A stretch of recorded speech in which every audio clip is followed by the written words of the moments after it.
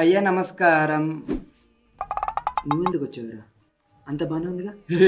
అందుకే వచ్చా. ఇంతకీ నువ్వు పడుకునే టైం ఇది కాదా? ఫుల్ టైర్డ్ అయిపోయానంటే. అంటే నేను నీతో ఉండడం నీకు ఇష్టం లేదా?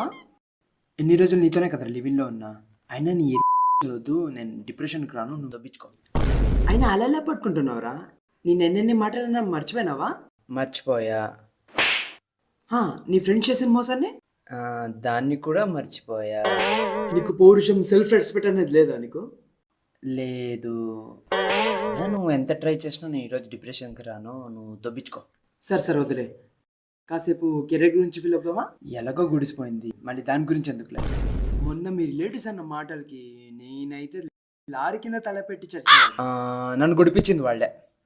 ఆల్రెడీ గుడిసిపోయిన గురించి నేను పట్టించుకోవడం మానేసా. నువ్వు ఎంత ట్రై చేసినా వేస్ట్ రా. సరే బాయ్, గుడ్ నైట్. సరే గుడ్ నైట్, బాయ్. కానీ తను నేను వదిలి వెళ్ళిపోకుండా ఉండాల్సిండరా. ఇప్పుడు దాని గురించి ఎందుకు? దొరికాడు నా కొడుకు. అయినా నేను వదిలి వెళ్ళిపోవడం ఏందిరా? అదేం లేదురా, తను బాగుండాలని నేనే వదిలేసా.